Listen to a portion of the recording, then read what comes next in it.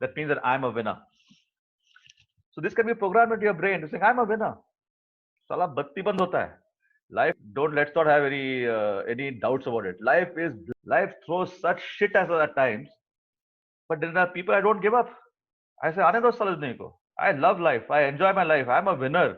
If that is my subconscious programming in my mind, let what to happen in life can happen. I care two hoots about it. It doesn't stress me. I can accomplish anything I choose. It's my choice. And I'm no more a victim now. And therefore, I consider myself a worthy and a valuable person. I'm an intelligent and capable person. I always do and give my best. I easily attract money into my life and use it wisely. If this is my subconscious programming, which I have changed it now, because it was not there earlier, nobody taught me how to change it. I've been it a lot of negative programming has happened in my mind. If I can change the programming to this programming, my subconscious literally change it, literally rewire my brain to these programs. And there are many other things you can do. I deserve to be rich. I deserve happiness and success in life. I love myself and I'm loved by others. My beliefs control my genes, my behavior, and therefore I control my beliefs. Therefore, life is in mine. Life is in my, and there can be many, many more affirmative statements that you can make. If that becomes my subconscious belief system, my subconscious programming, life can dramatically change. I'm no more limited in my thinking abilities. I'm no more limited in taking action. I have no limits. I have broken all the shackles that hold me back, that ever hold me back. Now, the thing is, there are some myths and facts. Some of the myths are, let's say, myth number one is if you've had a limiting belief or fear for a long time, it will take a long time to change it. It's a myth. You can change your belief or fear sometimes like this. It takes sometimes a couple of days to change it. Sometimes it might take a couple of iterations. You can really to get it, but it's very easy to change it. So it's myth number two. Changing old behaviors and thought patterns is difficult and often painful. Moreover, it is very difficult to change an adult brain. Again, it's a myth. You can change the brain at even age of 90 years. It is possible to change your subconscious brain if you know how it is to be changed. And it's very, very simple. You need to consciously know what caused the problem in order to change it. Now, this is again the biggest thing is you don't need to know why you have the particular fear or a limiting belief. So if somebody has a limiting belief of, let's say, public speaking or handling a team, handling people, relationship, you don't need to know why am I feeling in that manner. It's not required. As long as you know this is my problem, we can change it and change it very easily. Thing is, how do you change it? What can one do to change it? Now there is a limitation of the Zoom meeting in the sense of the time limitation, because each one to explain in depth and to you know really give you a hands-on experience of how it works, it will take a long time. And so I'll at least give you the names of what can be done and how it works. That much I'll tell you. And maybe later on we can have more sessions. We are planning more sessions on this topic of it's called as the Unstoppable You, which maybe I'll share with you before we wind up the session as to how you can literally do each one and literally be unstoppable. You can do what you want. Okay. So how to change limiting beliefs and fears? That means your background programming has to change. Now, I'm going to use two very powerful statements over here. If you want, please write them down. Okay. So get a paper and pen or on your phone or on your laptop, wherever you are, because these are the basics of why these things work. Okay. The first statement is the human brain does not understand the difference between imagination and reality. Saying it again. Now, somebody might say, "Why don't you type it out over here on the screen? I could easily put a slide over here." I'm purposely not doing it because I want to take the efforts of writing it down. That's a lesson to learn. Okay, that's why I'm giving you that saying that. Okay, the statement is the human brain does not understand the difference between imagination and reality. मतलब वस्तु स्थिति और काल्पनिकता इन दोनों का फर्क अपने दिमाग को पता नहीं चलता है. Okay, that's a very powerful statement. A second statement is the human brain thinks visually. Okay, statement again.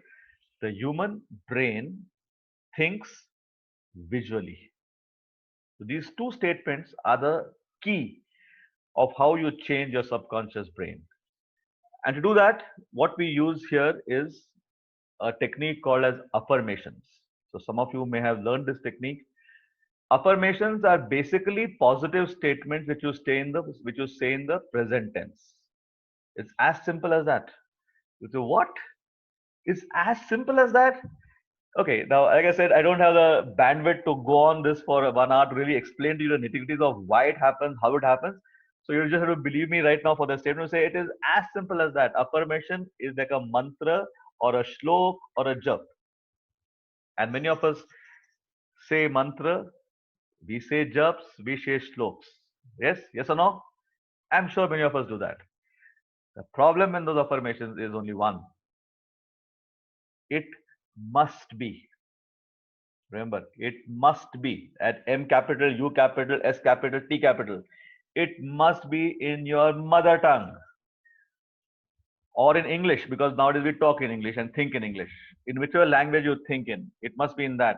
It must be in simple language, no complicated words to be used. Simple language and in present tense. And that's an affirmation. If you are saying something, but that same mantra, that same jap, that same shlok in simple Marathi, if Marathi is your mother tongue, or Gujarati, or Tamil, or Italian, Latin, it's got huge power. Affirmation. So that's affirmation. The second one is called as visualization. Again, a very powerful tool if you know how to use it. Now, why am I saying if you know how to use it? Because all those things that I'm going to share with you, you cannot learn from a textbook, because textbook has got too many. It's like you want to learn to be a race car driver, a Formula One race car driver. Can you read a book and become a race car driver? Can you even a normal driver? Let's say you want to learn to drive a scooter. Can you read a textbook and say this is what you do this and you can ride a scooter? You will fall 10 times. But if you have someone teach you, you might still fall once. But you can, or maybe without falling, you can learn. Same with a car also. If you learn to drive a car by reading a book saying, okay, do this, 1, 2, 3, 4, 10 things, and now I can drive a car, you cannot do it. Or at least you'll bang the car up 10 times and then say, now I learn from mistakes. Now, learning from mistakes is fine. But the problem with mistakes is they can be very, very expensive in real life, especially with relationships. Never say that I'll learn. No, it's like saying it's called experiential learning. And you say, okay, I'll first get married. Then no, I'll learn from the marriage what is good, what is bad, and take notes of it also. Okay, yeah, acha karna padta hai. Then do a divorce and then get married a second time. Now I learned much more stuff because experience hai shadi ka. So I learn more things. And by my third or fourth marriage, I can handle a married life much better. You can't do that. A little bit of affirmation. Another thing is, that's why I said experience. That's one way of learning. Facing a situation head on. That teaches the thing a lot. Repetition, they say, is the mother of all learnings. Yes, that teaches a lot of things. So, for example, of repetition, I can give you an example of all these things like facing the situation head on, etc. Especially, you hear many stories of people who don't like dogs. Let's say, typically in a family, what happens is either the children want dogs. They say, no, kutta chahiye, kutta chahiye, kutta chahiye. They pester the parents. We want a dog. We want a dog. Now, many a times, what happens is, let's say one of them, either the husband or the wife, loves the dogs. The other person, by some quirk of fate, does not like dogs for whatever reasons. Okay, and you have it. Therefore, the thing is, no dogs in my house.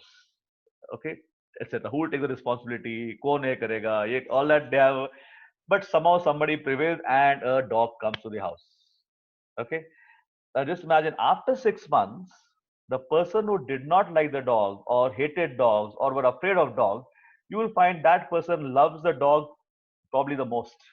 And that is the person who actually looks after the dog when it's sick or takes him out for a walk, all that stuff. Okay. Now, why did this change happen?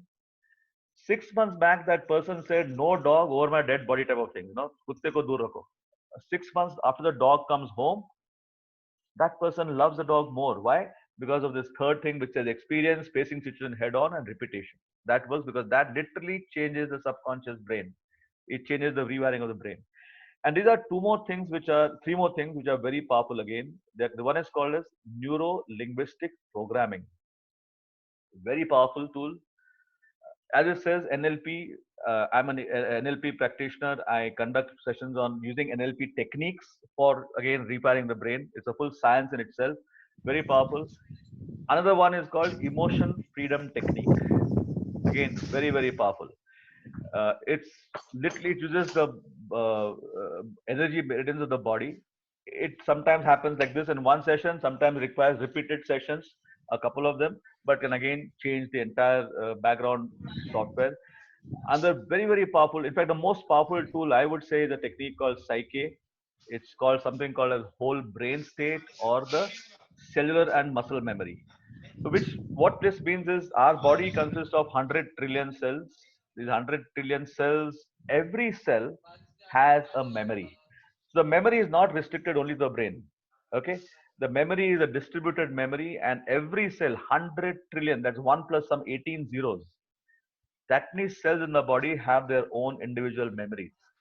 And in this Psyche technique, which is there, you can change the memory of every cell and you can test. That's the beauty of this. See, in all the other ones, you cannot test. I cannot test has your fear of dog gone. I cannot test has your fear of public speaking gone. In the Psyche process, one can test with the cellular and muscle memory test. Has your memory, has the memory changed? Have you got power?